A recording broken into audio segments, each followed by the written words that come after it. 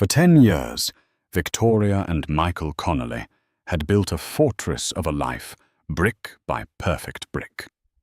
A sprawling home in the suburbs of Denver, 2 successful careers, and a love story that their friends envied. But a fortress is only as strong as its foundation, and theirs was about to be shattered by a secret. It wasn't just another woman. It was the weapon she wielded.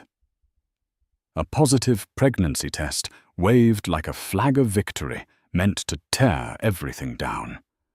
But in a war of hearts and futures, the most powerful truths are often the last to be revealed, and one final test would prove who truly held the key to the future. Victoria Davenport. Connolly loved order. It was the foundation of her profession as an architect, and the principle by which she lived her life. Her world was a blueprint of clean lines, calculated angles, and structures built to last. Her marriage to Michael was meant to be her masterpiece, a decade-long project of shared dreams and quiet compromises. Their home, a modern marvel of glass and cedar that she had designed herself, overlooked the rolling foothills of Colorado. It was a testament to their success, a sanctuary of muted colors and organized calm. Lately, however, a subtle disorder had crept into the blueprint. It started with small deviations, hairline cracks in the facade. Michael, a charismatic and driven partner at a downtown investment firm, began working later. His phone, once left casually on the kitchen counter, was now perpetually in his pocket screen, down. There was a new scent on his shirts, sometimes not the cloying perfume of a cheap affair, but something more insidious, a faint floral note that was distinctly not hers. Big merger on the horizon, he'd explain, running a hand through his sandy brown hair, his blue eyes not quite meeting hers. We're all burning the midnight oil, Vicky. Victoria, ever the pragmatist, wanted to believe him. Marriage, like any grand structure, required maintenance. It settled, it shifted, it endured external pressures. These were just stress fractures, she told herself, not foundational rot. Their most significant shared stress was the one they rarely spoke of anymore, the empty nursery on the 2nd floor. For 3 years they had navigated the emotionally brutal landscape of infertility. The clinical appointments, the timed injections, the crushing disappointment month after month. It had worn them down, creating a silent, hollow space between them that Michael's long hours now seemed to fill perfectly. Victoria had suggested they pause the treatments a few months ago to let their lives and their marriage breathe. Michael had agreed almost too quickly, a flicker of relief in his eyes that stung more than she cared to admit. The first tangible piece of evidence arrived on a Tuesday, tucked into the pocket of his suit jacket she was taking to the dry cleaners. It was a receipt from a hotel downtown, the kind of boutique place with rooftop bars and exorbitant cocktail prices. It wasn't a room charge, but a bar tab from the previous Friday. For $187, paid at 11:48 p.m. He had told her he was working late on the merger, eating a sad desk salad. She stood in their walk-in closet, the receipt feeling like a shard of glass in her palm. Her breath hitched. The architect in her analyzed the data. The location, the time, the amount, it was a story, and she wasn't in it. She imagined him there, laughing, his hand resting on someone else's arm, the floral scent she'd noticed now taking on a name and a face in her mind. She didn't confront him that night. Instead, she observed. She became a forensic analyst in her own home, studying the data of their life together. The credit card statements she now cross-referenced online showed a pattern of lunches at cozy bistros she'd never been to, and one recurring charge from a high-end lingerie store. A gift for her. No, her birthday had passed months ago, And their anniversary wasn't for weeks. The pieces were slotting into place, forming a blueprint of betrayal that was horrifying in its clarity. The breaking point came a week later. Michael was in the shower, and his phone, left for once on the bedside table, buzzed incessantly. It was a series of texts from a name she didn't recognize: Zoe Preston. Victoria's hands trembled, but a cold resolve settled over her. She wasn't just a wife. She was the designer of this life, and someone was trying to demolish it. She had to see the wrecking ball for herself. She unlocked the phone. His passcode was still their original anniversary, a pathetic irony that made her stomach churn. The messages were sickeningly familiar. Zoe, can't stop thinking about last night. You were amazing. Zoe, are you going to tell her soon? You promised, Michael. Zoe, I have something important to tell you. Something that changes everything. Call me the second you can. The water in the bathroom shut off.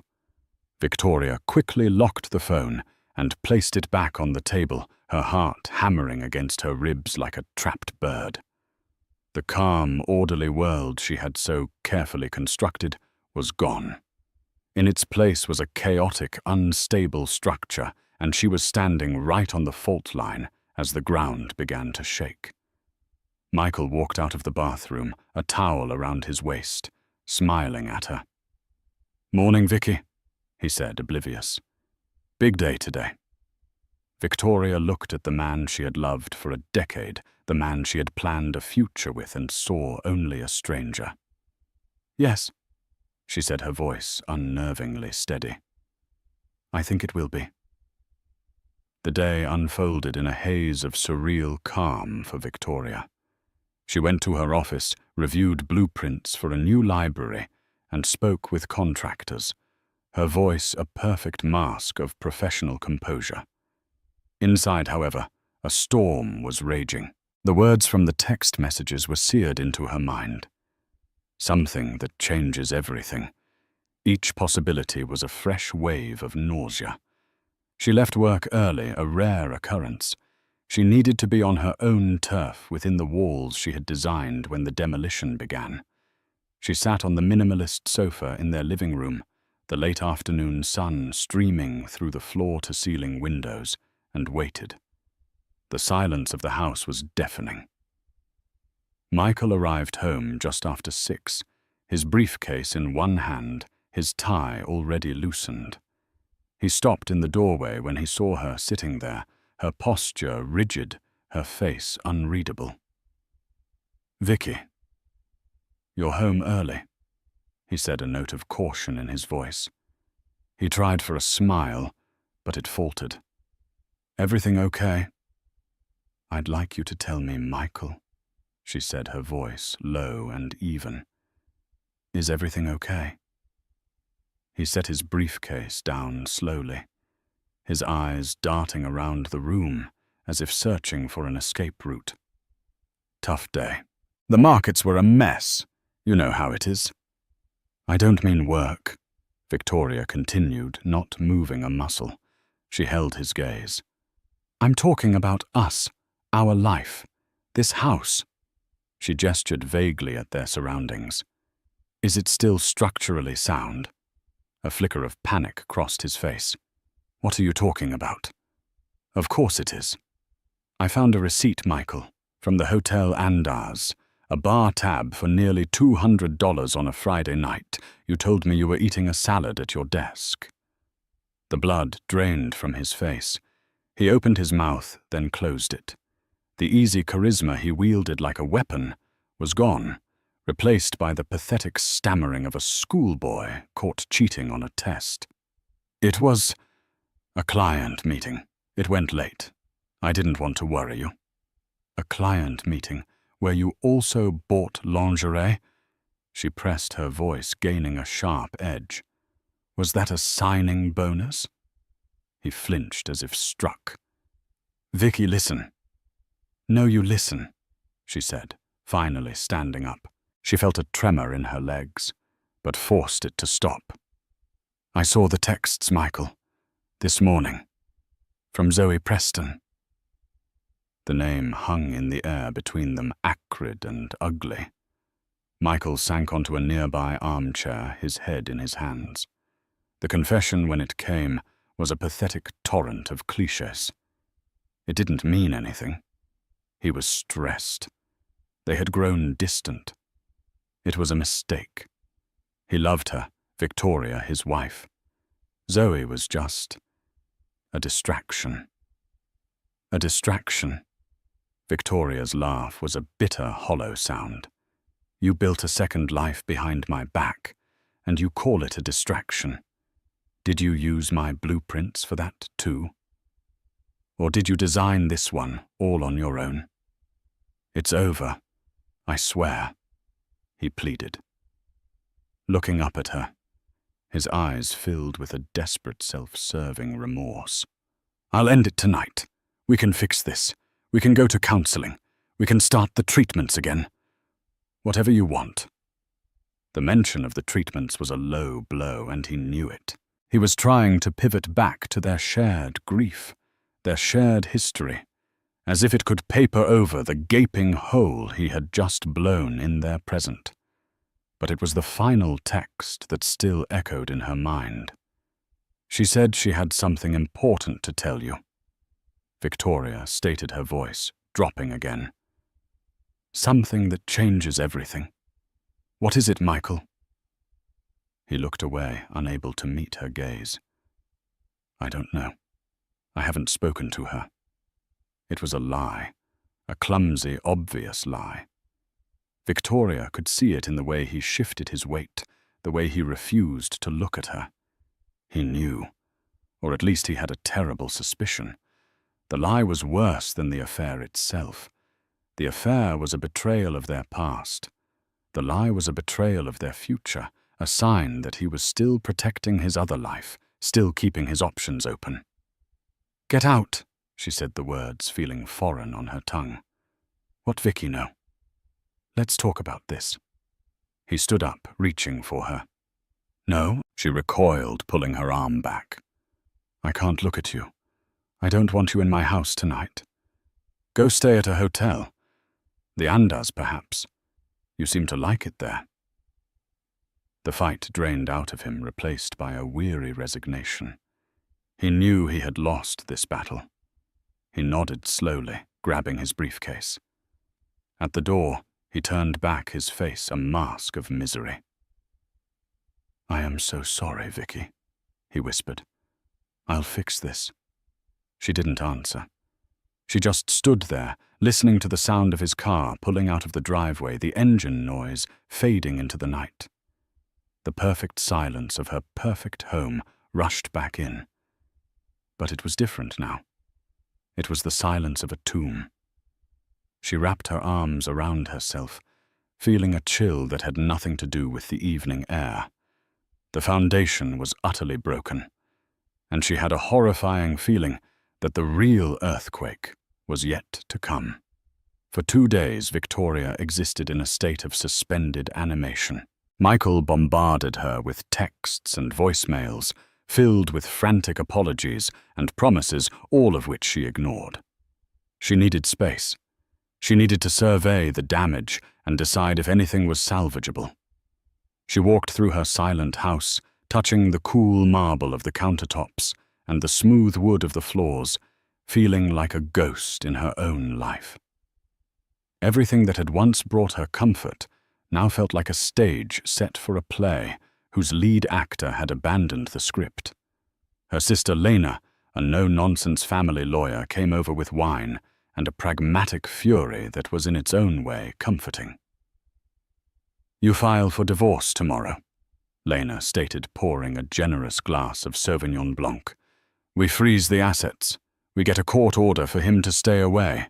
We bleed him dry, Cat. It's the only language men like him understand.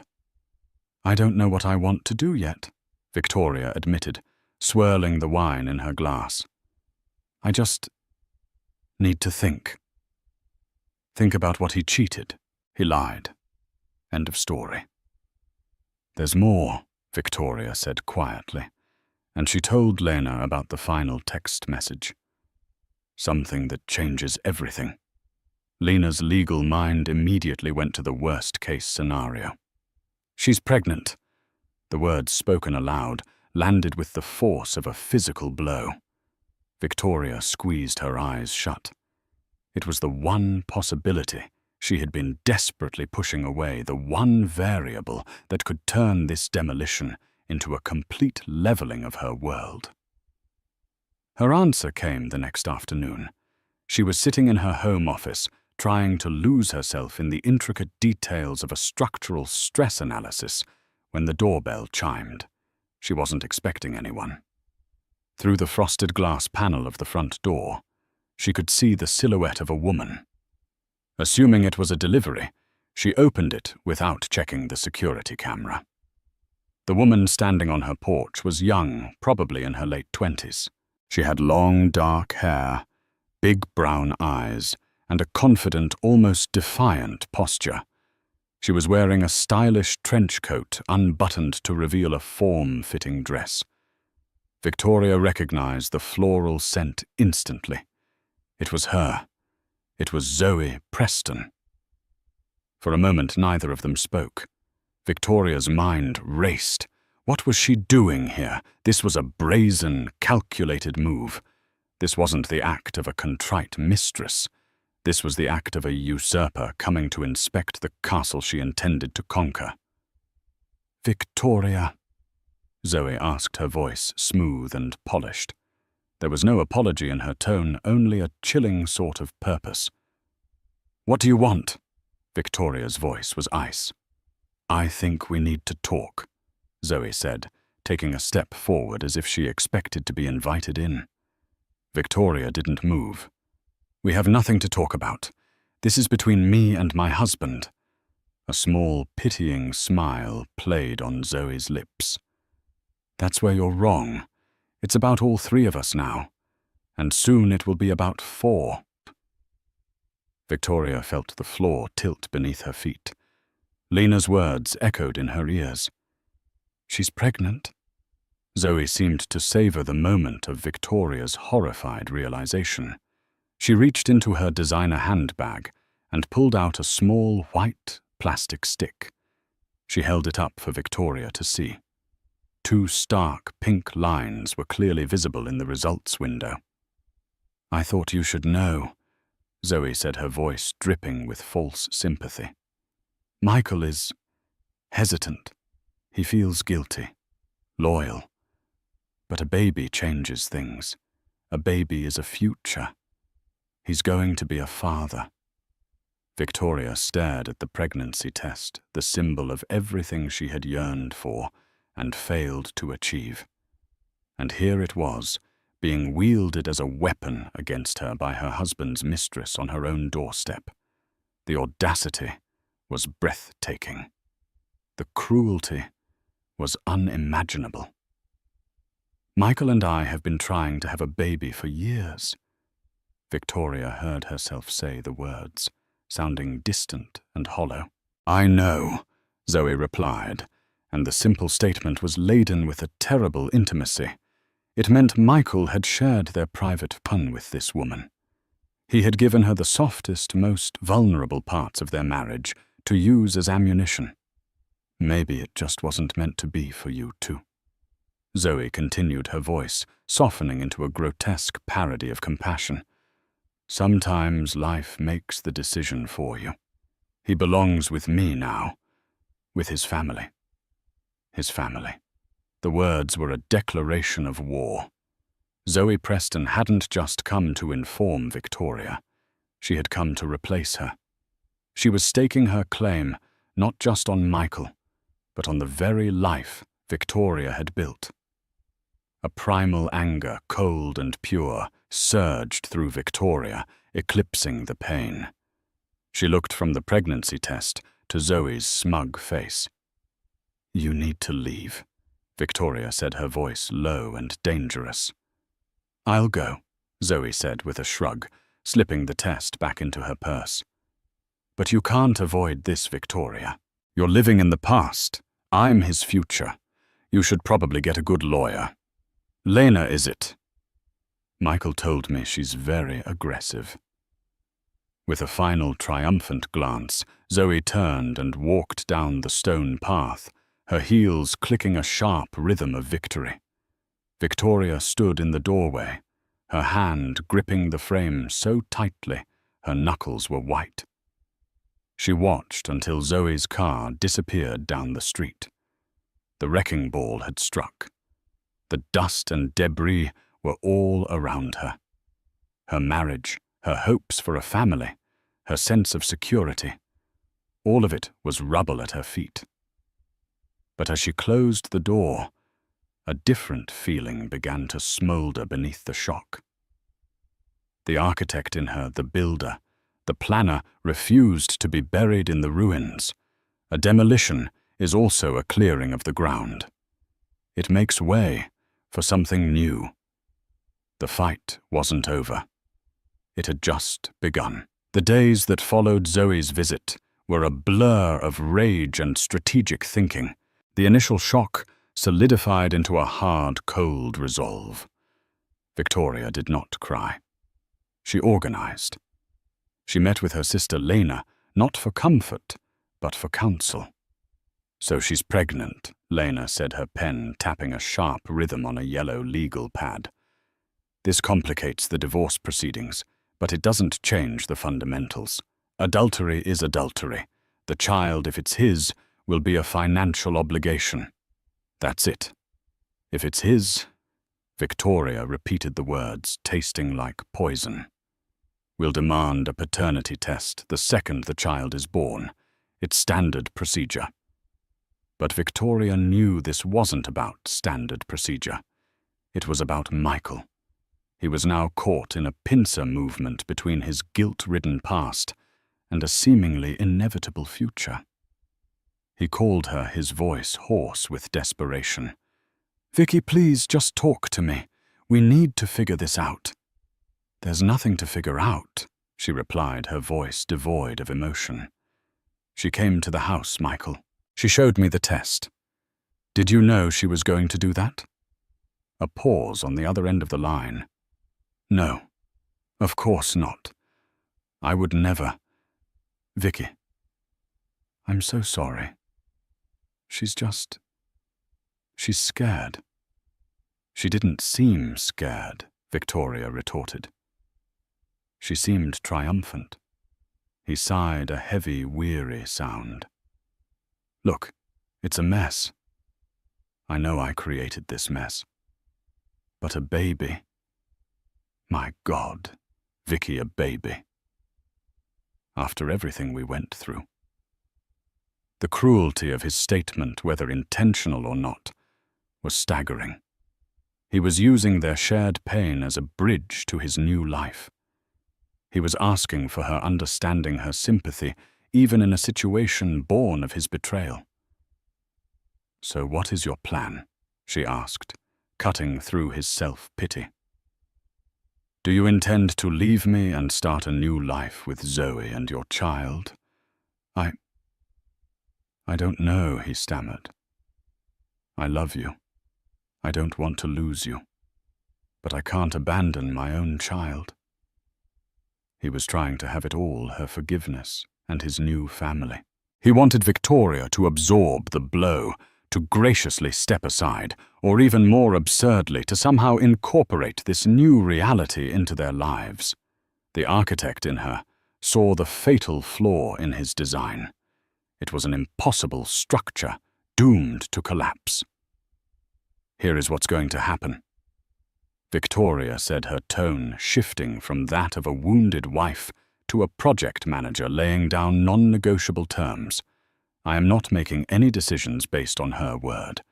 I've seen a plastic stick, Michael. That is not proof of anything. It's real Vicky. I've been to a doctor's appointment with her." "Have you?" Victoria asked coolly. "Or did she just tell you she went? Did you see the doctor? Did you see a report with her name and a positive result on it?" He hesitated. "Well, no.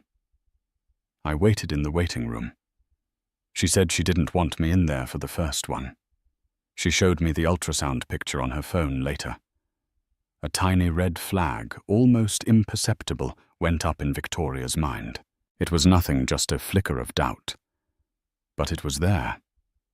"This is my ultimatum," she said, her voice firm. "I will not be bullied out of my own life by a dramatic announcement. You will tell her that nothing, absolutely nothing, is decided until that baby is born and a paternity test is performed. A legal court-ordered DNA test that I will have my lawyer oversee." "That's months away," Michael protested. "What are we supposed to do until then?" "You are supposed to figure out who you are, Michael." "I am going to live my life. I'm filing for legal separation to protect my assets. You can live wherever you want, but you will not live here. You can see her. You can support her emotionally, but our marriage is on ice, effective immediately. We are in a holding pattern until we have a verified fact. The fact of paternity. Do you understand?" It was a brilliant move, and Lena had helped her craft it. It wasn't an emotional plea to be chosen. It was a logical, strategic delay. It took the power away from Zoe's announcement and placed it on a future, verifiable event. It forced Michael out of the immediate emotional chaos and into a prolonged state of uncertainty, a place he detested. "Vicky, please don't do this," he begged. "It's already done," she said. "I've given you the terms. The only thing you have to decide is whether you agree to them." She could hear the conflict in his silence. He was trapped. To refuse was to show his hand to fully align with Zoe and abandon any hope of reconciliation with Victoria. To agree was to put Zoe and their supposed future on hold, to live in limbo for the better part of a year. He chose the coward's path, the one that kept all his options on the table. "Okay." He conceded, his voice heavy with defeat. "Okay, Vicky. Your terms."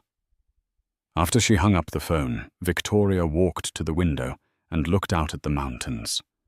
She had stalled the demolition. She had bought herself time. But as she stood there, the little red flag in her mind began to wave more insistently. He waited in the waiting room. She showed him a picture on her phone. An architect doesn't just look at a finished building. They scrutinize the plans. And something about Zoe's blueprint was starting to feel off.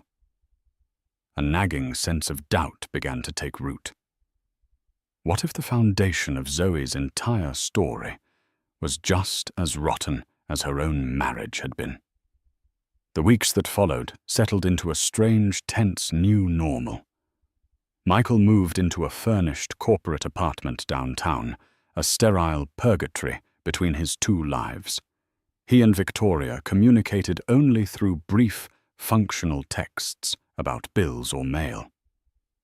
Meanwhile, Victoria began the methodical process of untangling her life from his, guided by Lena's expert legal advice. But her mind was not on the divorce. It was consumed by a new project, a forensic investigation into Zoe Preston. It began as a way to reclaim a sense of control, but it quickly morphed into a full-blown obsession. The architect who built her life on facts and precision could not accept the flimsy evidence presented to her. She needed to see the load-bearing walls of Zoe's story for herself. Her first step was social media. Zoe's profiles were mostly private, but Victoria's resourceful younger cousin, a social media prodigy, found a way in through a friend of a friend. Zoe's online persona was a curated masterpiece of a vibrant, aspirational life. Posts about brunch with friends, gallery openings, and weekend trips to Aspen. Then, about a week after her confrontation with Victoria, the pregnancy posts began. They were subtle at first. A picture of a book on motherhood captioned, "Doing some light reading." A photo of her hand on her flat stomach with the caption, Big changes coming soon. #blessed. There were no direct announcements, just a carefully crafted trail of breadcrumbs for her followers. Victoria, with her eye for detail, started noticing inconsistencies. In one post, Zoe complained about intense morning sickness. A week later, she posted a photo of herself enjoying a wine-tasting tour with friends, a glass of rosé clearly visible in her hand. When a commenter asked about it, Zoe replied with a breezy, "Oh, it was just a tiny sip for the photo op, doctor's orders." It was plausible, but it felt careless. Then came the ultrasound. Zoe posted a grainy black-and-white photo, the classic first glimpse of a developing fetus. The caption was effusive. "Met our little peanut today. Already so in love. My heart could just burst." The comments flooded in with congratulations. Michael's own sister, oblivious to the drama, had even liked the post. Victoria stared at the image, her heart giving a painful lurch. This was the picture Michael had mentioned. She felt a familiar pang of loss, quickly followed by a cold, analytical curiosity. She saved the image to her desktop and, on a hunch, performed a reverse image search. For a few minutes there was nothing. Then the results began to populate. Her breath caught in her throat. The exact same ultrasound photo appeared on dozens of sites. It was on Pinterest boards for pregnancy announcements, on parenting blogs, and even on the websites of companies that sold fake pregnancy tests and ultrasounds for pranks, or more sinisterly, for deception. It was a stock photo, a generic downloadable image of a stranger's baby. Victoria leaned back in her chair, her mind reeling. It wasn't proof of anything definitive. Zoe could have lost the original image and downloaded a similar-looking one to post. But coupled with the other inconsistencies, it was a significant crack in the facade. Driven by this new discovery, Victoria took a bolder step. She hired a private investigator, a discreet professional recommended by Lena. His name was Paul, a former cop with a weary face and intelligent eyes. "What am I looking for?" Paul asked during their first meeting in a quiet coffee shop. "I'm not sure," Victoria admitted. "The woman, Zoe Preston, claims she's pregnant with my husband's child. But something feels wrong. I want to know about her life, her history. Is she who she says she is?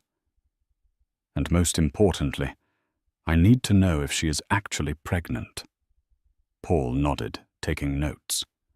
"It's not my usual kind of case, but I can do a full workup. Financials, employment, history, surveillance. If she's faking a pregnancy, there will be signs. People who fake it get sloppy. They forget which lie they told to which person. They don't go to doctor's appointments. We'll find out." The first report from Paul came a week later. It was a dossier of Zoe's life. She worked as a marketing manager at a tech startup. She had a mountain of debt, student loans, credit cards, a car payment she was behind on.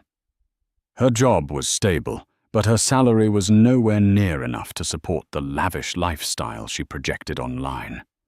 She wasn't an heiress or from a wealthy family. She was a woman living far beyond her means, likely funded by the gifts and cash Michael had been giving her. She wasn't just a mistress. She was an opportunist. The second report, a week after that, contained the bombshell. Paul had followed Zoe for several days. She did not visit any OB/GYN clinics. She did, however, make regular visits to a CrossFit gym, where, according to a source Paul had inside, she participated in high-intensity workouts, the kind most doctors would strongly advise against during the first trimester of a pregnancy. Even more damning, she was seen on multiple evenings, drinking cocktails with friends at a downtown bar, long after any photo-op excuse would hold water. But the final piece of the puzzle, the one that made Victoria's blood run cold, was a detail about Zoe's past. 5 years prior, an ex-boyfriend had filed a restraining order against her. In the court documents, he alleged that after he broke up with her, she had faked a pregnancy to try and trap him into staying with her, a lie that was exposed when his mother, a nurse, became suspicious. Victoria stared at the scanned copy of the court filing on her laptop screen. It was a pattern, a premeditated, calculated, sociopathic pattern of behavior. Zoe wasn't just lying. She was a predator, and Michael, in his weakness and vanity, had led her right to their door. The pregnancy test she had brandished wasn't a weapon of circumstance. It was part of a carefully designed strategy. A strategy to demolish Victoria's life and build her own upon the ruins. Victoria closed the laptop. The time for waiting was over. The time for surveillance and suspicion was over. She now had the blueprints to Zoe's entire fraudulent construction. It was time to bring the whole thing crashing down. The final report from Paul, the private investigator, arrived in a sealed manila envelope. Victoria sat at her wide oak desk, the evening light casting long shadows across the room, and read the damning words detailing Zoe's history of deceit. It wasn't a single crack in the facade. It was a comprehensive structural failure. The entire edifice of Zoe's story was built on a foundation of lies. A cold, clarifying anger settled over Victoria, displacing the last vestiges of grief. This was no longer just a personal betrayal. It was a calculated fraud, an invasion. The time for passive observation was over. The time for demolition had come. She picked up her phone, her movements deliberate, and dialed Michael's number. He answered on the first ring, his voice a mixture of hope and anxiety. "Vicky. Is everything okay?" "I'm ready to talk," she said, her voice devoid of any warmth, as cool and polished as the marble countertops in her kitchen. "We are going to resolve this, all 3 of us. I want you to bring Zoe to the house tomorrow evening at 7. A panicked stammer came from the other end of the line. "What, here together?" "Vicky. I don't think that's a good idea. That's just asking for a disaster. It will be too emotional. Emotion is no longer part of this equation." "Michael." She cut him off, her tone leaving no room for debate. "This is now a matter of facts. My home provides a controlled environment where we can review those facts. This is not a request. If you refuse, I will immediately instruct Lena to proceed with the divorce on the most aggressive terms possible. And the information I now possess will be submitted as evidence. I can't predict the fallout, but I doubt your firm's partners would appreciate this kind of publicity." 7 o'clock. "Don't be late." She hung up, the click of the call ending echoing the finality in her voice. She had laid the trap, and she knew he would walk into it. He was too desperate to keep his options open, too terrified of losing everything to defy a direct order. The next day, Victoria prepared for the meeting with the meticulous precision of an architect preparing for a final project presentation. She moved through her home not as a resident, but as a strategist. She adjusted the lighting in the living room to be bright and clinical, eliminating any soft, forgiving shadows. She set out 3 glasses and a single pitcher of ice water on the coffee table, a deliberate, sterile arrangement. She reviewed the contents of the folder Paul had prepared, each document a carefully placed explosive charge. Finally, she went upstairs to dress. She chose a simple, severe black sheath dress. It wasn't armor against pain. She was past that. It was a uniform. It projected authority control and the somber finality of the occasion. When she looked in the mirror, she saw not a grieving wife, but a woman who had taken back control of her own narrative. At exactly 7:00 p.m., the familiar chime of the doorbell echoed through the quiet house. Taking a deep, steadying breath, she walked to the door and opened it. They stood on her porch, a grotesque parody of a couple. Michael was pale, his eyes darting nervously, radiating an aura of profound misery. Beside him, Zoe was a vision of defiant confidence. She wore an expensive-looking cream-colored dress that was just tight enough to hint at a curve that wasn't there. Her hand was placed high on her stomach in a gesture of maternal protection that was so theatrical it was nauseating. Her eyes, however, held a triumphant glint. She believed she had already won. "Thank you for coming," Victoria said, her voice a placid surface over a sea of cold resolve. She stepped aside. "Please come in." She led them to the living room, the stage she had so carefully set. Michael sank into the sofa, as if his legs could no longer support him, but Zoe sat forward, perched on the edge of the cushion, like a predator ready to pounce. So Zoe began, unable to resist taking the lead. Her voice was syrupy with false magnanimity. "Have you finally decided to accept reality, Victoria? I'm glad. It's so much better for everyone, especially the baby, if we can handle this transition, like adults." Victoria let the condescending words hang in the air, allowing the silence to stretch uncomfortably. Then she leaned forward, her gaze locking onto Zoe's. "I've done more than accept reality, Zoe. I've investigated it." She picked up the file from the seat beside her and placed it on the coffee table with a soft, definitive thud. "Michael, you told me you saw an ultrasound picture on Zoe's phone. A first glimpse of your peanut. Was it this one?" She slid a glossy 8x10 print of the stock photo across the table. Michael squinted at it. "Yes, I think so. That's it." Zoe's smug smile tightened at the edges. "What is this?" she asked, her voice sharp. "This," Victoria said, "is a stock photograph. It's on Pinterest, it's on parenting blogs, it's on websites that sell gag gifts. It is available to anyone with an internet connection. It is not your baby Zoe. It is not a real ultrasound."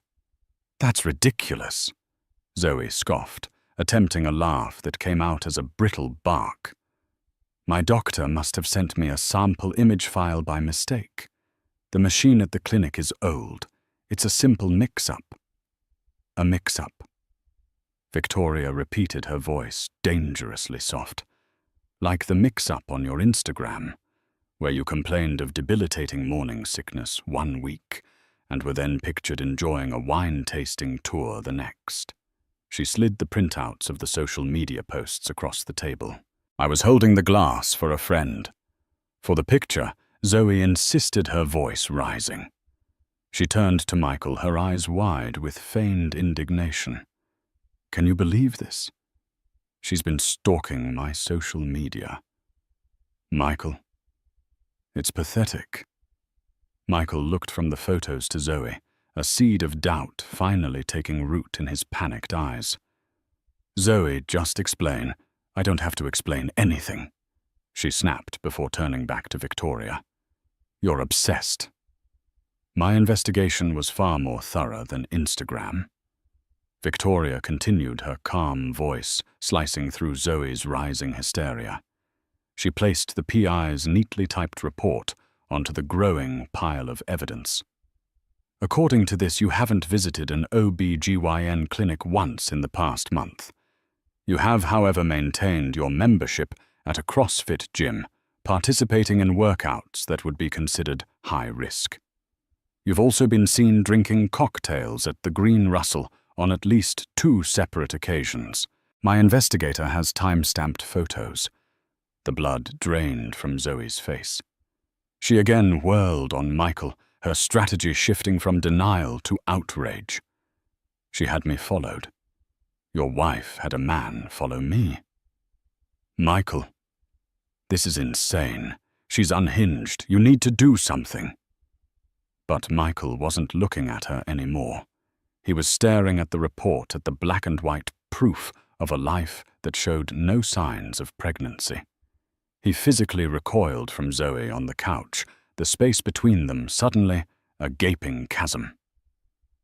Victoria let the weight of the surveillance report settle before she delivered the final blow.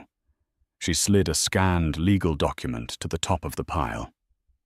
And then there is the question of character. This is a copy of a restraining order filed 5 years ago by your ex-boyfriend, a Mr. Kevin Novak. In his sworn statement, he alleges that you faked a pregnancy to manipulate him into staying with you. It seems you have a history of making this particular mix-up. The room fell into a dead, suffocating silence. The evidence was all there, a mountain of methodical truth. Zoe was exposed, stripped bare of all her lies. The confident usurper had vanished, replaced by a cornered, frantic fraud. Zoe, tell me this isn't true. Michael whispered, his voice cracking with the agony of his own monumental foolishness. Zoe's head snapped toward Victoria, her face a twisted mask of pure hatred. The game was over. She had nothing left to lose. You think you've won, don't you? She spat, her voice venomous. You think you've been so clever. You get to keep your perfect house and your pathetic, cheating husband. You think you get to keep your perfect little life. This was never about winning him back, Victoria said, her voice filled not with triumph, but with a deep, weary sadness. It was about revealing the truth. Because the truth is the only thing a future can be built on. And speaking of the future, there's one more piece of the truth you both need to know. With a slow, deliberate movement, she reached into her purse. She didn't pull out another document or another photograph. She pulled out a small, white plastic object and placed it on the table separate from the pile of lies. It was a digital pregnancy test. On its small screen, 2 words glowed clear and irrefutable. Pregnant, 2 to 3 weeks. The gasp that ripped from Michael's throat was a raw, ragged sound. Zoe stared, her jaw slack, her eyes wide with utter uncomprehending disbelief. The architect of a fictional future was face to face with a real one she could never have predicted. I was feeling tired. I thought it was stress. Victoria stated, her voice quiet but firm in the ringing silence. My doctor confirmed it yesterday. It seems that one of our last attempts before we paused the treatments finally worked. A bit of a delayed miracle. The finality of it broke Zoe completely. Her carefully constructed world had not just been exposed. It had been obliterated by a truth more powerful than any of her lies. A choked sob escaped her lips. She fumbled for her purse, knocking over her untouched glass of water, and scrambled for the door, fleeing the scene of her own humiliation. The slam of the front door echoed like a gunshot. Michael remained frozen, his gaze locked on the glowing screen of the test.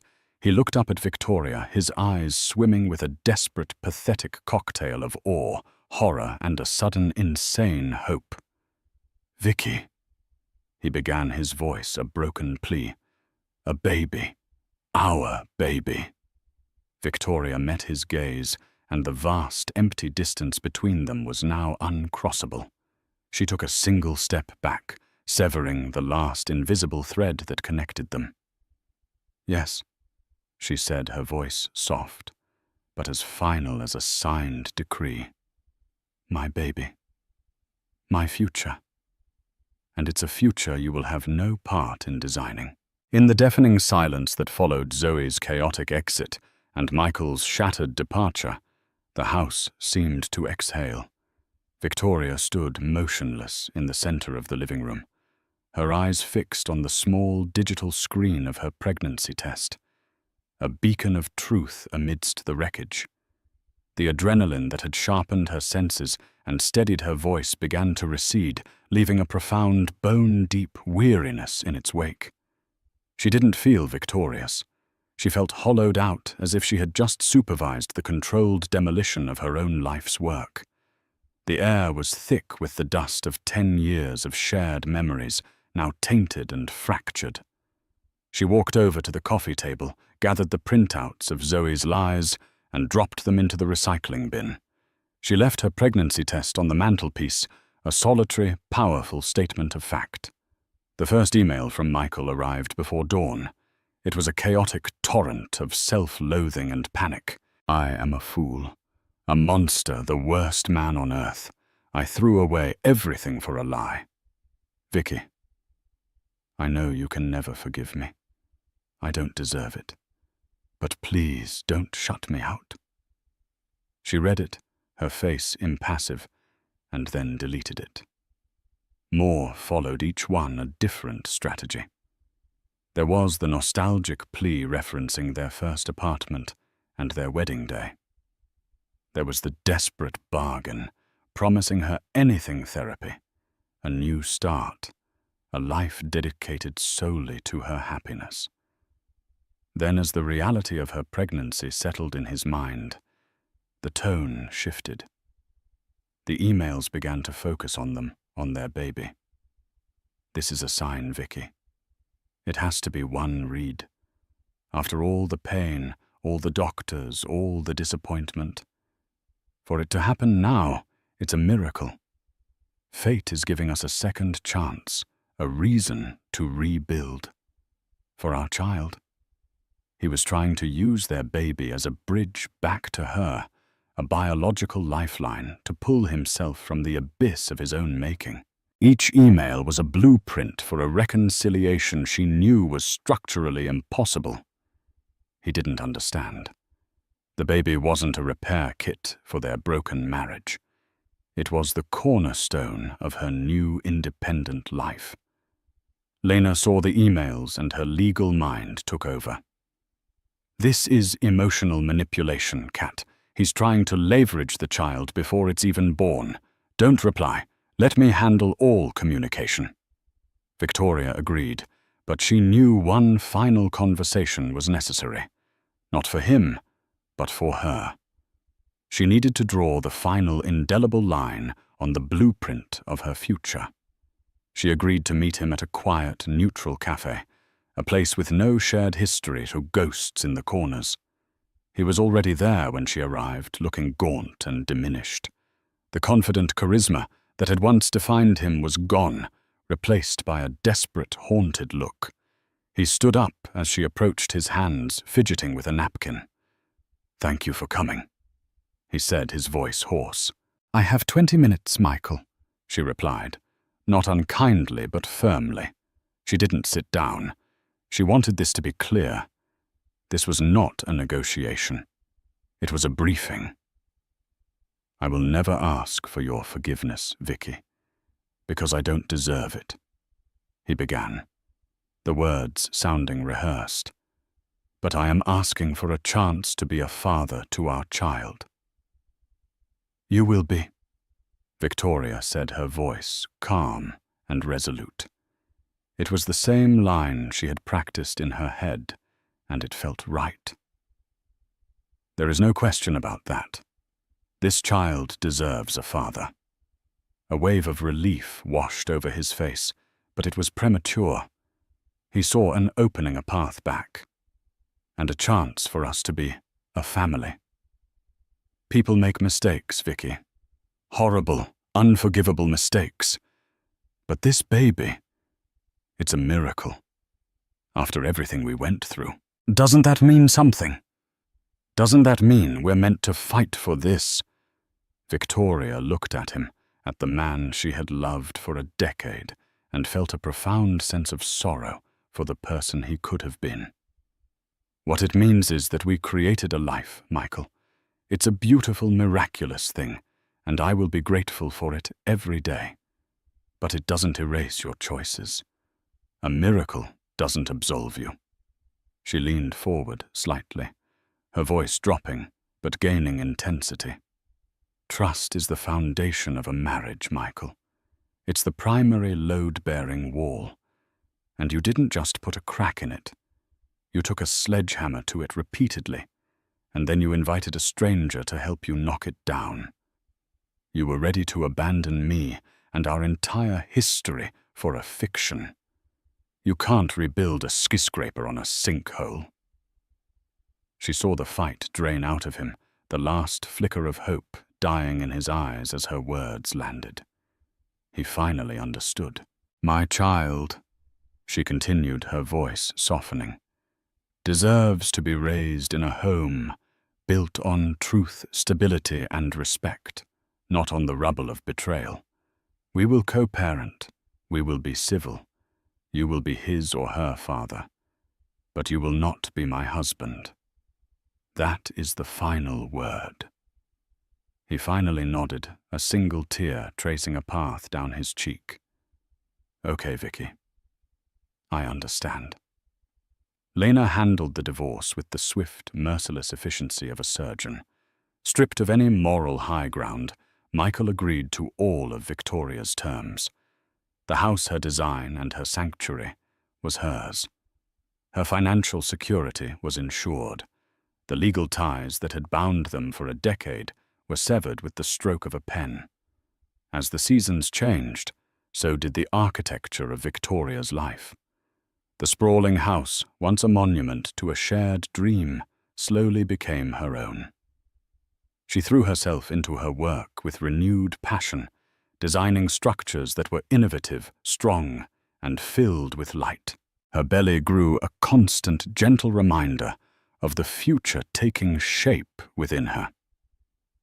The empty nursery, for so long a symbol of grief, became her favorite project. She didn't paint it blue or pink, but a soft, optimistic yellow, the color of sunlight. With Lena's help, she assembled the crib, her own 2 hands building the safe, sturdy frame where her child would sleep. Her friends, who had given her space during the worst of the turmoil, now filled her home with warmth and laughter. They threw her a baby shower in the backyard, and surrounded by their genuine love. Victoria realized she was building a new kind of family, one founded not on a legal contract, but on unwavering loyalty and true affection. One crisp autumn afternoon, she stood in the completed nursery, organizing tiny clothes in a dresser.